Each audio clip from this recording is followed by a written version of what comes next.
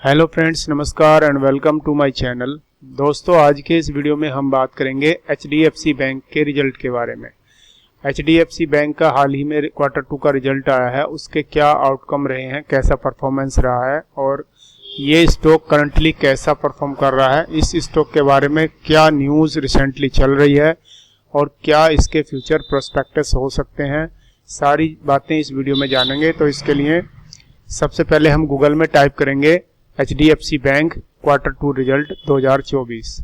ये लिखने के बाद जैसे ही हम सर्च करेंगे तो आपके सामने ये इंटरफेस ओपन हो जाएगा और इसमें सबसे ऊपर ही एचडीएफसी की वेबसाइट आ जाएगी, जिसमें ये देख सकते हैं यहाँ पर पीडीएफ लिखा हुआ है। तो इसको क्लिक करने के बाद आपके सामने एक पीडीएफ फाइल डाउनलोड हो जाएगी जो इस रिजल्ट को इंडिकेट करती है, इस क्वार्टर का result, quarter 2 financial year 23-24 results.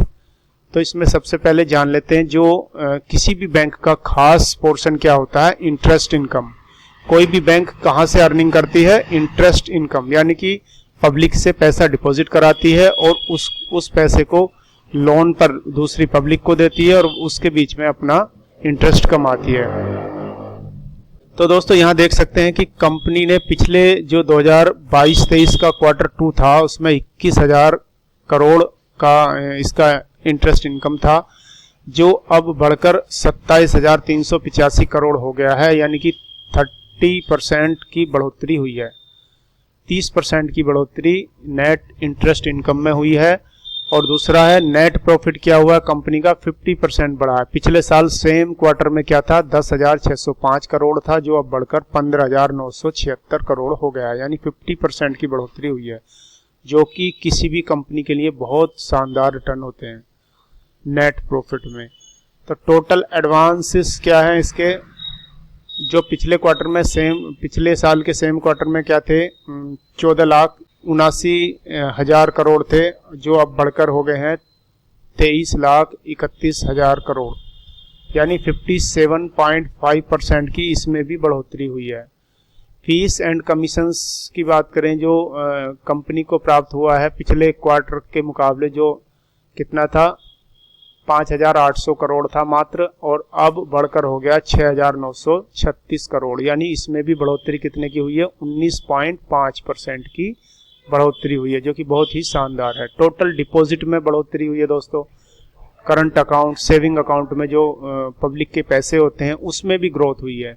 कितनी हुई है, 16,73,000 करोड़ थी जो पिछले साल के जून के क्वार्टर में थी, अभी वो बढ़कर हो गई है 21,72,000 करोड़, यानी कि 29.8% की बढ़ोतरी डिपॉजिट्स में हुई है बैंक के पास।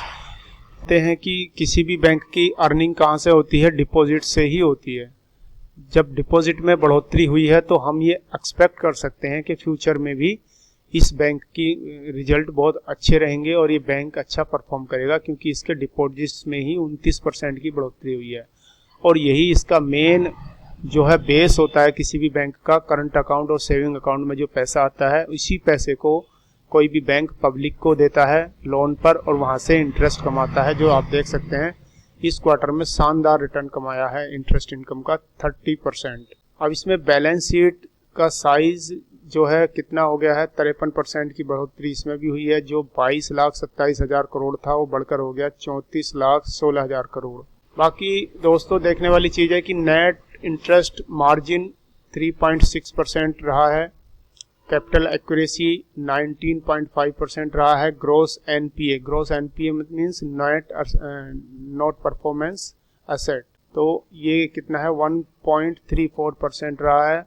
और कासा मतलब करंट अकाउंट और सेविंग अकाउंट्स का जो प्रोपोर्शन है 38% है। टोटल बैलेंसेस क्या है, टोटल ब्रांचेस क्या हैं इसके, 7,945 ब्रांचेस हो गए, जो बहुत अच्छा इसका विस्तार कंपनी का है पूरे देश में। तो इसके अतिरिक्त दोस्तों कुछ और जानकारी इस स्टॉक के बारे में हम जानेंगे। तो इसके लिए हम गूगल में सर्च करेंगे एचडीएफसी बैंक शेयर प्राइस, और इसमें देख सकते हैं कि इसका जो परफॉर्मेंस एक दिन में 1.23% डाउन हुआ है और 5 दिन में 6%, एक महीने में 1.48% की ग्रोथ है। 6 महीने में 7% की ग्रोथ है, और इस साल अभी तक इसमें 2.17 डाउन में ही चल रहा है। पिछले एक साल में 8% का रिटर्न दिया है, और 5 साल के रिटर्न इसके रहे हैं 39% में। तो दोस्तों इसमें इसका जो मार्केट कैप है, इसका मार्केट कैप की बात करें तो लगभग 12,64,000 करोड़ का है, जो एक लार्ज कैप कंपनी है। और इसके स्टॉक का परफॉर्मेंस आप देख सकते हैं, पिछले एक साल का जो है ये काफ़ी वॉलेटाइल रहा है, और अभी ये अपने लगभग सपोर्ट के आसपास ट्रेड कर रहा है। तो इसकी जो शेयरिंग की फोरकास्ट है, यानी आगे एक साल में इसमें 2470 के आसपास पहुंचने की उम्मीद लोग लगा रहे हैं, जो लेकिन ये रिसर्च एकदम एक्यूरेट नहीं होता। यहाँ पर देखो मनी कंट्रोल ने एक डिस्क्लेमर भी दिया है कि ये जो एस्टिमेट है ये परफेक्ट रिकमेंडेशन नहीं है, कोई रिकमेंडेशन नहीं है, ये केवल एजुकेशनल पर्पज़ के लिए लिया गया है।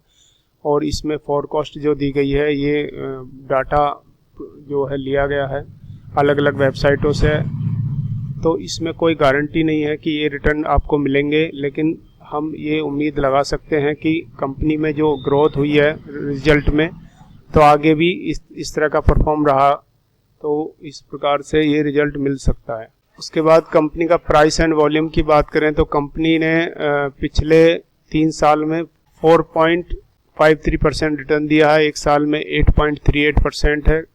तो पिछले 2-3 साल का परफॉर्मेंस कुछ खास नहीं रहा है कंपनी का देखा जाए तो। इसमें डिलीवरी लेकिन अच्छी उठाई जा रही है, रोज वॉल्यूम एंड ट्रेडिंग वॉल्यूम और डिलीवरी वॉल्यूम काफ़ी अच्छी है।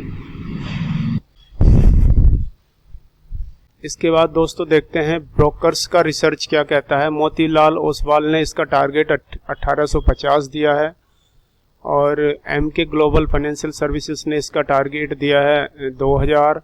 ये 21 जुलाई को इसने अपनी रिपोर्ट रिलीज की थी, और इसने मोतीलाल ओसवाल ने 16 अगस्त 2024 को अपनी रिपोर्ट जारी की थी। उसके बाद 23 जुलाई 2024 को आर.के. चौकसी ने इसको अक्युमुलेट करने की सलाह दी थी, और प्रभुदास लीलाधर ने इसको बाई की सलाह दी थी, टारगेट दिया था 2000। ICICI सिक्योरिटीज़ ने इसको बाई की सलाह दी थी कब 24 जुलाई 2024 को, और टारगेट दिया था 1850। उसी प्रकार शेर खान जो स्टॉक ब्रोकर है उन्होंने इसकी बाई की सलाह दी थी 1900 के टारगेट के साथ। कंपनी ने रिसेंटली कुछ बड़ी डील हुई है जो बड़े पैमाने पर इसके स्टॉक्स को बाई किया गया है। वो क्या, city group global market Mauritius की प्राइवेट लिमिटेड की कंपनी है ये, जिसने कितना 26 लाख क्वांटिटी शेयर उठाया है, बाई किया है। और दूसरा है मॉर्गन स्टैनले एशिया सिंगापुर की ये कंपनी है, जिसने 17 लाख शेयर्स इसके बाई किए हैं। ये 3 अक्टूबर को बाई किए हैं, और ये भी 3 अक्टूबर को ही बाई किए हैं। तो दोस्तों जब इन्होंने बाई किए हैं तो किसी ने सेल भी किए हैं, तो सेल करने वालों का भी नाम आप देख सकते हैं। 3 अक्टूबर को ही इन्होंने सेल किए हैं। कौन है? BNP परिबास फाइनेंशियल मार्केट, इन्होंने ये 3 अक्टूबर को सेल किए हैं, जिसके बदले में ये 2 कंपनियों ने इसको बाई कर लिया है। दूसरा है सेम कंपनी ने एक और सेल किए हैं, 17 लाख शेयर सेल किए हैं, और यहाँ पर 26 लाख शेयर सेल्स किए हैं। कंपनी के फाइनेंशियल्स का ओवरव्यू देखेंगे तो जिसमें रेवेन्यू बहुत अच्छे तरीके से कंटिन्यूसली बढ़ता चला जा रहा है, और हर साल कंपनी अच्छा परफॉर्म कर रही है। नेट प्रॉफिट की बात करें तो कंपनी कंटिन्यूसली बढ़ोतरी के मार्ग पर अग्रसर है। अर्निंग पर शेयर कंपनी लगातार बढ़ोतरी दिखा रही है। बुक वैल्यू पर शेयर कंपनी लगातार बढ़ोतरी दिखा रही है। रिटर्न ऑन इक्विटी में भी बढ़ोतरी कंटिन्यूसली हो रही है।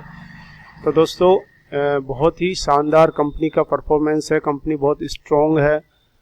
तो ऐसा मान सकते हैं कि कंपनी का परफॉर्मेंस आगे कुछ दिन तक बहुत अच्छा रहेगा, जो इस रिजल्ट के अनुसार हम देख सकते हैं। और दोस्तों अब मैं आपको बता देता हूं कि इस कंपनी में किन किन के होल्डिंग है, कौन कौन सी कंपनियों की, या इन्वेस्टर्स इसके क्या क्या हैं, टॉप होल्डर्स, ये यहाँ पर दिया हुआ है। इसको मैं ओपन कर लेता हूँ। तो यहाँ पर आपके सामने ओपन हो जाता है इंडिविजुअल इन्वेस्टर्स की ये लिस्ट है जो आप देख सकते हैं। राकेश झुंझुनवाला जो भारत के टॉप इन्वेस्टर्स में इनका नाम है, भारत के वॉरेन बफेट भी इन्हें कहा जाता है।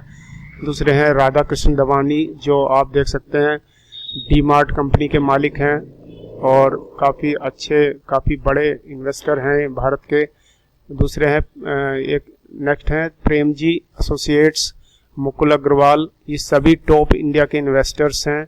उसके अतिरिक्त इंस्टीट्यूशनल इन्वेस्टर्स की लिस्ट आप देख सकते हैं। प्रेसिडेंट ऑफ इंडिया यानी भारत सरकार ने भी इसके 45 लाख शेयर्स बाई करके रखा है, यानी इस कंपनी में सरकार की भी काफ़ी अच्छी होल्डिंग है। और दूसरा SBI ग्रुप की काफ़ी अच्छी होल्डिंग है, 9,80,000 शेयर्स हैं। ICICI ग्रुप की 5,46,000 शेयर्स हैं। HDFC ग्रुप की भी इसमें होल्डिंग है 5,26,000 और कोटक ग्रुप की है, रिलायंस ग्रुप की है। कंपनी की होल्डिंग बहुत ही शानदार लोगों के हाथ में है, इसलिए कंपनी का परफॉर्मेंस भी बहुत अच्छा चल रहा है। इसके अतिरिक्त दोस्तों गवर्नमेंट ऑफ सिंगापुर ने भी 2,49,000 शेयर्स रखे हैं। वीगार्ड फंड वानगार्ड फंड ने 60,000। तो दोस्तों इन सब पूरे डेटास जो हमने इस वीडियो में देखा उसके आधार पर हम उम्मीद कर सकते हैं कि कंपनी आगे भी बहुत अच्छा परफॉर्म करेगी, लेकिन इसकी कोई गारंटी नहीं होती। दोस्तों अपना खुद का रिसर्च जरूर करें, कोई भी डिसीजन लेने से पहले आप अपना खुद का रिसर्च करें या किसी से भी रजिस्टर्ड फाइनेंशियल एडवाइज़र से आप सलाह लें, ज़रूर लें। इस वीडियो को देखने के बाद ब्लाइंडली आपका निवेश करना आप बिल्कुल अच्छा नहीं सही नहीं होगा। तो दोस्तों आज की वीडियो में इतना ही। आशा करता हूँ ये वीडियो आपको पसंद आया होगा। अगर पसंद आया तो वीडियो को लाइक शेयर करें और चैनल पर पहली बार विजिट किया तो चैनल को सब्सक्राइब करें। धन्यवाद। Thanks for watching.